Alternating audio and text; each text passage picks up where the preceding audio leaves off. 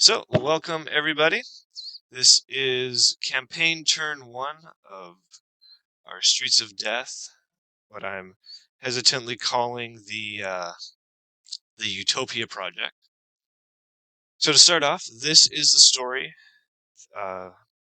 story of our campaign.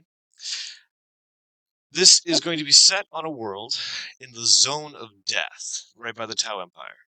The Zone of Death is the area of destruction left by Hive Fleet Kraken during their invasion of the universe. And for the most part, it's a barren wasteland that nobody wants to go to.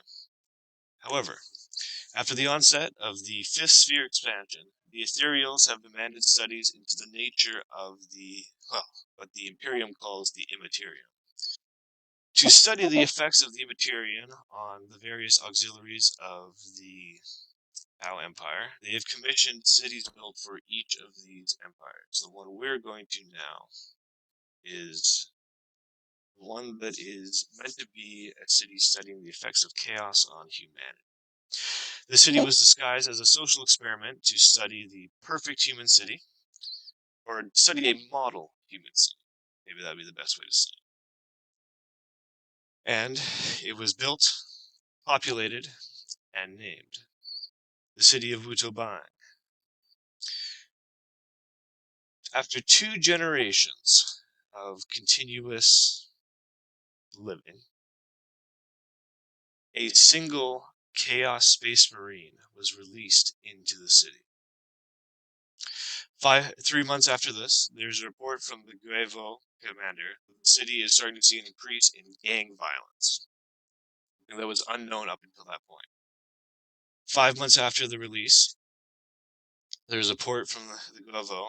The city is being pushed to its limits as the factions in this gang the factions in the city become less secretive and more open.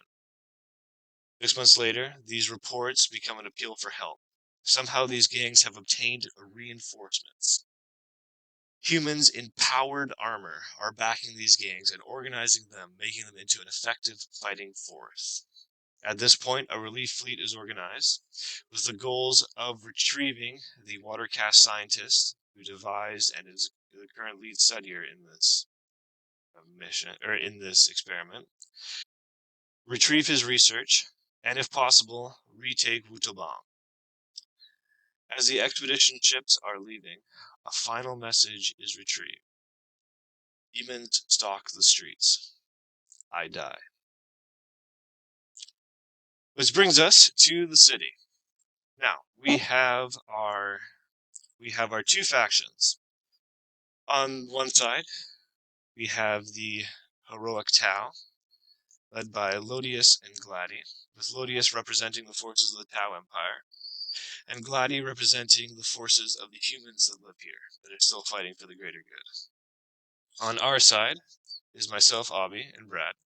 We represent the forces of chaos, and we will be fighting to free the humans of the city from the influence of the Tau Empire. So, this mission, exactly. So we are using, as can be seen from this video, or can be seen on your screen, is the Cities of Death campaign. If everything goes as planned, at the most, this campaign will take 8 weeks, with one campaign turn per week, and most likely 1 game per each player. Once the campaign has determined the winner, afterwards there will be a final apocalypse game that will be the narrative end of the campaign. So we are mixing things up a little bit. Resources are limited in Wukaba. It is a dead planet, and there is only the city and the mining operations around it. To represent this limit of resources, we are importing rules from the Anthelian Project. On one side, the forces of the Tau are represented by the Tau Empire, of course, the Astra Militarum, and the Imperial Knights. The forces of chaos are being represented by the Heretic Astartes, the Chaos Demons, the Renegades and Heretics, and the Chaos Knights Codex. However, Due to the order of battle rules from the Anfelian Project, each side has a limited selection of data sheets available to them. 3 HQs, 3 elites, 3 heavy supports, 1 flyer, 1 super heavy, and any number of troops, fortifications, and dedicated transports. That's the word. Due to the Tau Empire and the Astra Militarum being 2 separate armies without a unifying keyword, they have been allotted 3 special characters that follow the Anfelian casualties table. The shortened version is that if they die in battle, they roll on a chart, with most likely them coming to the next battle being weakened, but there's a chance that they'll be permanently gone. And also we've added that the Tau Empire can take detachments from the Tau Empire, and the Astra Militarum can take detachments from each other's codex with the special abilities, and being able to, and they're not allowed to use each other's special abilities, and they're not allowed to use each other's transport. Okay, so now we generate the cityscape. We are using the City Under Siege 2-player campaign that we are modding to 2 sides. The only change we are making here is special, what do they call it? Special locations. So, as per the Under Siege, there is a special location in the center, and we are also adding special locations into the areas or into the areas that are not owned at the beginning of the campaign. These follow all the rules for their normal special locations, but in addition, the side that is holding special location gets a extra slot for HQ, Elite, Heavy Support, or Heavy Flyer, whatever. Except for the center one, which is the rules, or which is just using the regular rules for the campaign that we're doing. Okay, then we have our city.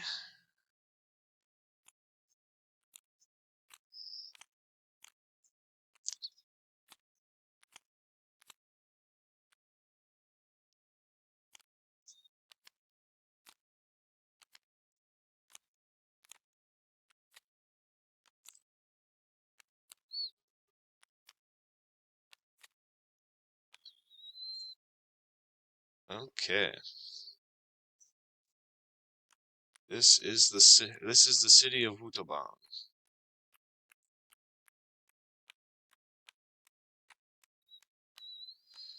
The forces of chaos at the moment currently hold the center of the map.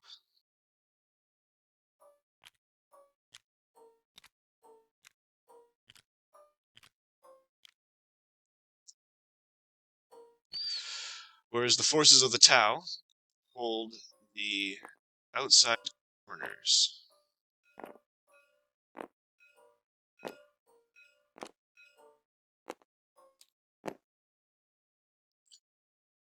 And also the very outside ones. There you go. Perfect. Okay. The chaos side, me and you, Brad, we get to pick a certain location in the city that is our home base. The technical term is our power base. The power base is important because under the strategic goal for this campaign is you get extra points for holding the power base. If you do not mind, I would suggest that having the center as our power base. All right. So let it be written, so let it be done. Okay, and this is the situation that the Tau Expeditionary Force finds itself arrayed against. In the center, the forces of chaos have taken hold in the root of the city, whereas on the outside, The loyalist humans, and now the Tau Expeditionary Force, will attempt to retake the city. Okay? And just one last thing, we will be ready to go. Okay. The current random event is Strategic Opportunity. Whilst this random event is in play, any campaign points awarded for completing the strategic goal are doubled. Okay. So now, this is how I see the campaign going, for the first little bit at least. Every weekend, we have a meeting where we do the campaign turns. Today, it was introductions and the first action phase of the campaign. In coming weeks, it'll be the strategy phase from the previous week and the action phase for the upcoming week. The action phase is where opponents are determined, and then the missions that they will be playing are fought. During the week, you'll have time to or at some point during the week, you'll make a time. Let me describe this better. It is your choice between you or your opponent, the point size and time of day that it takes place at, because we're all busy, and I think that will be the easiest to try and schedule rather than setting one day where we're all playing at the same time. The mission itself will be determined by. That's actually a little harder to describe. So I think we should, before we get to that, we should just do it. Is there any questions? Narrative or rules-wise? What's these points you're talking about for owning places, like power bases?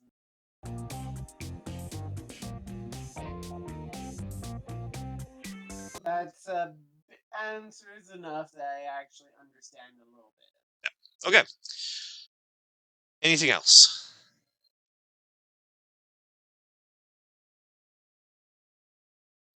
Yes, I was on push and talk. How do we determine where the attacks actually happen? Like what card? That is done in the strategy phase. Okay, so how do we determine for the first time? For the first time? Yeah.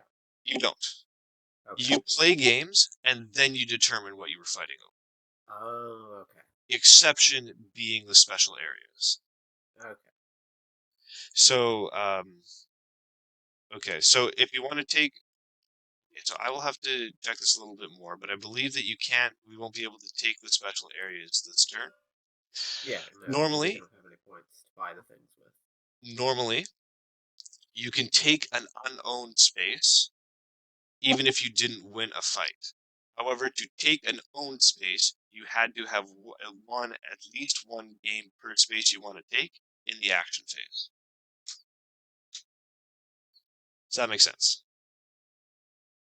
Okay. Yeah. Okay, anything else? I will keep going until everyone's questions are answered. Should we determine who's playing next week? Or by next week? That is the next section, and if we have no more questions, I will answer that question. Okay? Then we will blaze on. Okay, so it is now campaign turn 1. So to answer your question, who is playing who is determined in the action phase. Oh, one last thing. At the end of the campaign, the team with the most campaign points is the winner. Okay. The action phase. So, I have a couple different ways, or I've thought of a couple different ways that we can use, although I'm willing to ditch them if one of you guys comes up with a better one. The first 2 weeks, I think, could just be introductions. So if we want to do Obby and Gladdy, myself and Gladdy, and Lodius and Brad, Okay. and then next week we'll do me and Lodius and Glady and Brad. Does that work? Yeah, works for me. Okay. Works for me. Then after that, we can just draw names out of a hat.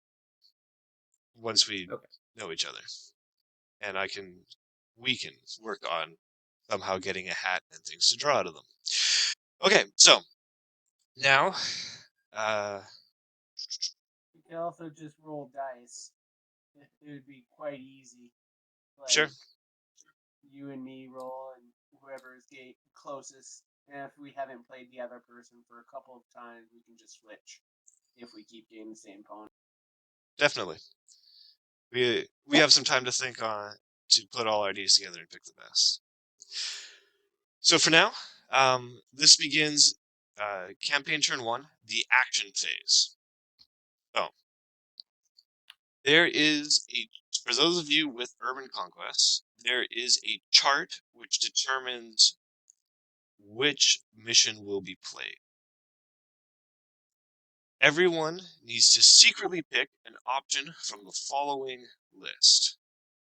I will type this list into the Discord chat. I'm sorry, people who are watching, you will not be able to see. But that is life.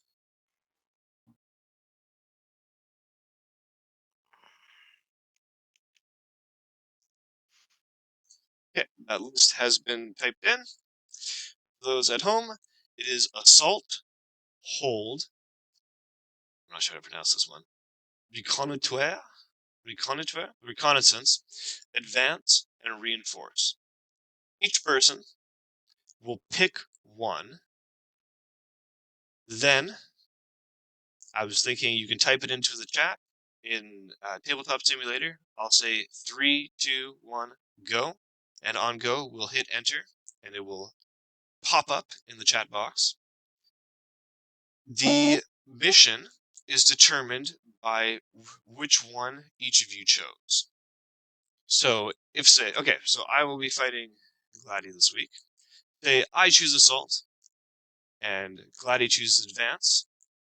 We will take those two, we will check out the campaign, and we will find out that assault and advance result in the urban assault mission with eternal war objectives. And I mean, there's the full scope of missions. Some of them are repeated, some use Maelstrom, some use Eternal War, so on and so forth. So, if everybody wants to pick a strategy for this assault phase, type it in. Where do I type in chat? If you look at the bottom left of Tabletop Simulator, there should be a little text box. Tap enter. Or hit enter. That is easier.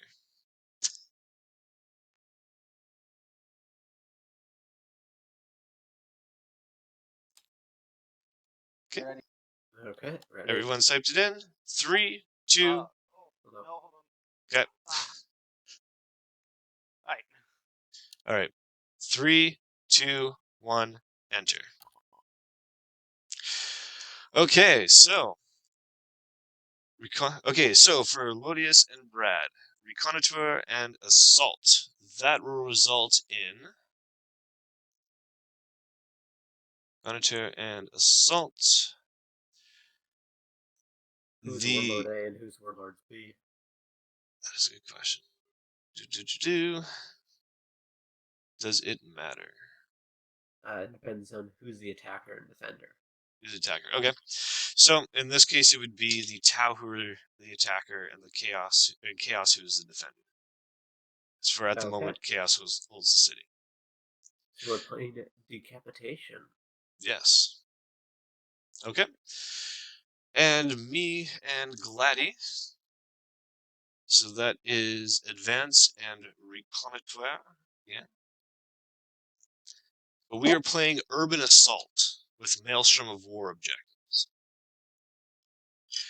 And I believe with that, the only option is to go forth and conquer.